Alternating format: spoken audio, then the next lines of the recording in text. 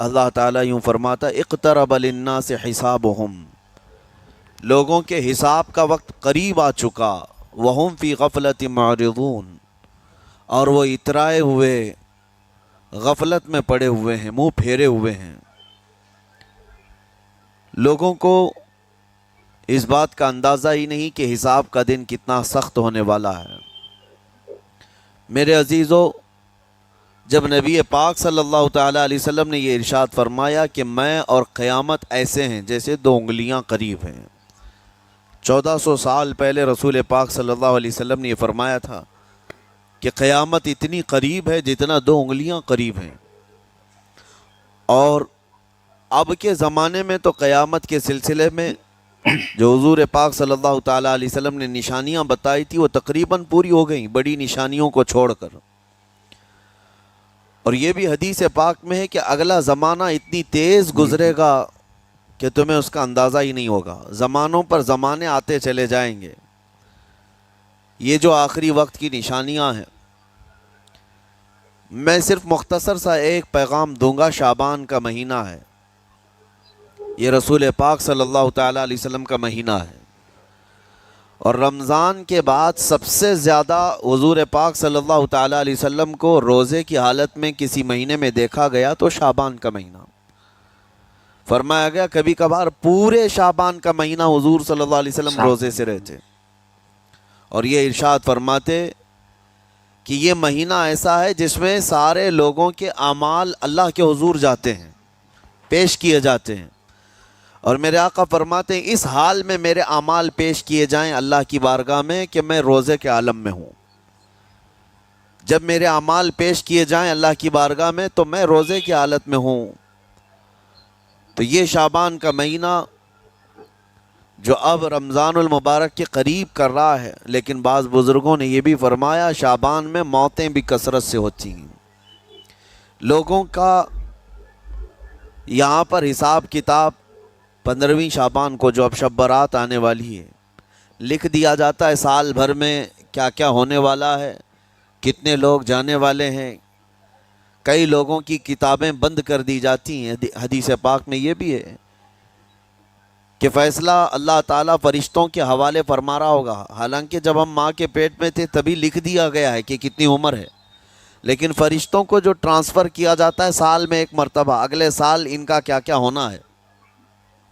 اور حدیث میں ہے کسی کے متعلق فرشتوں کو یہ کہا جا رہا ہوگا کہ فلاں 1 مہینے بعد، 2 مہینے بعد، 1.5 مہینے کے بعد اس کی فلاں وجہ سے موت آئے گی، لیکن وہ بندہ شادی کی تیاری کر رہا ہوگا، وہ بندہ جس کی موت کا آرڈر جاری ہو چکا ہے، فرشتے لے چکے ہیں، وہ اپنے کاروبار کے اور اپنے گھر بار کے بنانے میں مصروف ہوگا، اسے اندازہ تک نہیں ہوگا کہ شعبان کے اس مہینے میں اس کی موت کا پروانہ نکل چکا ہے۔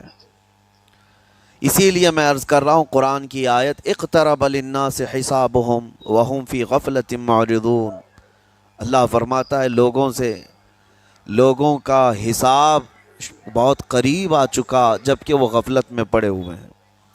اب جس زمانے میں آپ زندگی گزار رہے ہیں یہ اتنی تیزی سے آپ کے اوپر سے گزر جائے گا کہ آپ کو احساس تک نہ ہوگا، بلکہ ایک حدیث کا مفہوم یہ بھی ہے کہ جوان بوڑھے نظر آنے لگیں گے اور بچے جوان نظر آنے لگیں گے۔ وہ دور آئے آج، بچے تو ہمارے جوان ہو ہی چکے ہیں، جو 6 سال کے بچے ہیں، 5 سال کے بچے ہیں، جن کو حقیقت میں بچہ کہا جاتا تھا، اب کے زمانے میں وہ بچے ہی نہیں رہ گئے ہیں۔ 8 سال کے بچے وہ بچے ہی نہیں رہ گئے۔ ساری اسکولوں کے حالات ہمارے پاس آئے دن نئی نئی خبریں آتی ہیں۔ 3ری جماعت کا، 4تھی کلاس کا بچہ خطرناک قسم کے نشوں میں مبتلا ہے جو بڑے بڑے جوان بھی نہیں کیا کرتے تھے۔ تو بچہ کہاں رہا؟ حضور پاک صلی اللہ تعالیٰ علیہ وسلم نے فرمایا تھا بچے جوان لگیں گے اور جوان بوڑھے، اور جوانوں کی حالت یہ ہے کہ سارے مزے اپنے بچپن میں اتنے کر لیے کہ جوانی میں طاقت ہی ختم ہو گئی۔ 25 سال کی عمر میں ایسے لگتے ہیں جیسے کہ بوڑھاپا آ گیا، کمزوریاں آ گئیں۔ 30 سال پہلے کے دور میں 40 سال کو بھی جوانی کہا جاتا تھا، اب کے دور میں 40 سال تو بڑھاپا ہو گیا۔ 30 سال کی عمر کے بعد آج کے نوجوانوں کے جواب دینے لگ جاتے ہیں۔ اس کی وجہ یہ ہے کہ بچپن میں اپنے آپ کو برباد کر لیا، بچپن میں اپنے آپ کو ختم کر لیا۔ تو جو بچپنا تھا اس کو جوانی میں بتا دیا، اور جو جوانی ہے وہ بڑھاپے میں۔ اور جو بوڑھے اصل بوڑھے ہیں جن کو 60-70 سال کی عمر ملی ہوئی ہے، یہ اللہ تعالیٰ کی طرف سے ان کے لیے نعمت ہے۔ باقی قیامت کے قریب جو حالات ہیں وہ اس طرح کے ہیں۔ اور مزید میں آپ کو یہ بھی بتا دوں کہ زمانہ ترقی کرتے کرتے تمہیں ایسا سست اور کاہل بنا دے گا کہ تم کوئی کام کے لائق بھی نہیں رہ جائیں گے۔ بہت ساری چیزیں ہم سے رخصت ہو رہی ہیں، ہمیں اندازہ بھی نہیں۔ ابھی کل ہی میں ذکر کر رہا تھا، ابھی 10 سال پہلے 20 سال پہلے جو چیزیں ہمارے آنکھوں کے سامنے موجود تھی وہ اب غائب ہو چکی ہیں۔ خالی وقت اسے ملے تو نشہ بھی یاد آ جائے، خالی وقت اسے ملے تو عورتوں کی طرف میلان بھی بڑھ جاتا ہے، خالی وقت اسے ملے تو اس کو دولت لٹانے اور عیاشی کرنے کی فکر بھی سوار ہونے لگتی ہے۔ اپنے آپ کو کسی چیز میں مصروف کر لے، اور سب سے بہترین مصروفیت کیا ہے؟ اللہ اور اس کے رسول کا ذکر پاک ہے۔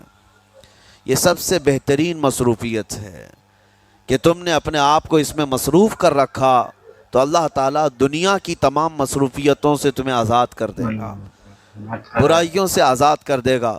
قرآن میں رب تعالیٰ فرماتا ہے وَقَالُوا حَسْبُنَا اللَّهُ وَنِعْمَ الْوَكِيلُ، جنہوں نے یہ کہا ہمارا رب ہمارے لیے کافی ہے، ہمارا اللہ ہمارے لیے کافی ہے، اور کیا ہی بہترین مددگار ہے، کیا ہی بہترین وکیل ہے جس نے یہ کہا۔ اللہ فرماتا ہے اس کے فوراً بعد آیت آئی فَانْقَلَبُوا بِنِعْمَةٍ مِّنَ اللَّهِ وَفَضْلٍ لَمْ يَمْسَسْهُمْ سُوءٌ، اللہ ان لوگوں کو اپنی خاص نعمتوں میں لے جائے گا، ایسی جگہ جہاں کوئی برائی انہیں چھو بھی نہ سکے گی۔ جنہوں نے اللہ کی بارگاہ میں یہ کہا حسبنا اللہ ونعم الوکیل، آگے بھی ہے دوسری آیت ہے نعم المولا ونعم النصیر، جس نے یہ کہا اللہ فرماتا ہے ان بندوں کو اللہ اپنی خاص نعمتوں میں لے جائے گا اور فضل میں لے جائے گا، ایسی جگہ لم یمسسہم سوء، جہاں انہیں کوئی برائی چھو بھی نہ سکے گی، کوئی برائی نہ آ سکے گی۔ اسی لیے کثرت سے اپنے آپ کو مصروف رکھو۔ یہ جو محافل ہماری ہو رہی ہیں اللہ کرے کہ ہمیشہ قائم رہیں۔ ہم ہفتے میں 1 مرتبہ ذکر کی مجلس میں آتے ہیں اپنے دل کو اللہ تعالیٰ کی یاد سے معمور کرنے کے لیے۔ ویسے کھانا تو دن میں 3 مرتبہ اور کوئی تو 5 مرتبہ کھاتے ہیں۔ اپنے جسم کا بھرپور خیال رکھا جاتا ہے، ہماری روح کے خیال کے لیے ان مجلسوں میں آنا ضروری ہے۔ یہ مجلسوں کی پابندیاں، اور اگر آپ اس کو ہی یہ سمجھ کر نہ چلیں کہ ہم نے ایک بار ہفتے میں ذکر کر لیا تو اب کافی ہے۔ ہماری گاڑی بھی جو ہے پیٹرول بار بار مانگتی ہے، اس کو جس طرح سے چلاتے ہیں اس طرح سے اس کی خواہش بھی ہے۔ روزانہ گاڑی کو اگر کہیں کھڑی کر رکھیں تو زیادہ پیٹرول نہیں لگے گا، لیکن چلتی رہے تو بار بار پیٹرول کی ضرورت ہے۔ ہم میں سے ابھی کوئی ایسا نہیں ہے جو بستر پر پڑا ہوا ہے، ہر کوئی چل رہا ہے، پھر رہا ہے، دنیا میں مصروف ہے۔ تم اپنے کھانے پانے بھی کر رہے ہو، لوگوں سے ملاقات بھی کر رہے ہو، اس کا مطلب ہے تمہاری گاڑی چل رہی ہے اور اس کو پیٹرول بار بار چاہیے۔ اور یہی جو ایندھن ہے، یہ پیٹرول ہے، اس کا کام یہ اللہ تعالیٰ کا ذکر کرتا ہے۔ تمہارے جسم کو بیلنس رکھنے کے لیے، تمہاری فکروں کو بیلنس رکھنے کے لیے، تمہارے دماغ کو صحیح سلامت ایک نہج پر رکھنے کے لیے یہ ذکر کی محافل قوت دیتی ہیں۔ اگر اس ہفتے میں آپ نے ذکر کیا نہیں ہوا تو آپ اپنے ہی گھر پر سونے سے قبل بستر پر بیٹھ کر کیوں اللہ کا ذکر نہیں کر لیتے؟ 5 منٹ 10 منٹ اس مولا کو پکار کر کے سونے میں کیا حرج ہے؟ لوگ موبائل دیکھتے، گانے سنتے، فلمیں دیکھتے ہوئے سو جاتے ہیں، لیکن اللہ رب العزت کو یاد کر کے سونے والا، میرے عزیزو، قرآن میں مولا فرماتا ہے فَاذْكُرُونِي اذکرکم، اس کا وعدہ ہے تم مجھے یاد کرو میں تمہیں یاد کروں گا۔ اور اس کی تفسیر میں اللہ تعالیٰ کے اس قول میں، اس فرمان کی تفسیر میں بزرگوں نے فرمایا اللہ کیسے یاد کرتا ہے بندے کو، اللہ بندے کو کیسے یاد کرتا ہے؟ جب تم اس کی یاد میں مصروف رہے، اپنے آپ کو بزی کر رکھا، اللہ تمہیں کیسی جگہ یاد کرتا ہے؟ فرماتے ہیں مفسرین کہ بندہ تو لوگوں میں اللہ کو یاد کیا، اور اللہ بندے کو فرشتوں میں یاد کرتا ہے۔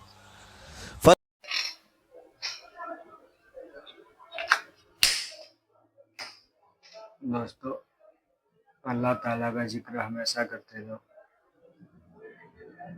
اللہ سے ہمیشہ محبت کرتے رہو۔ لا الہ الا اللہ محمد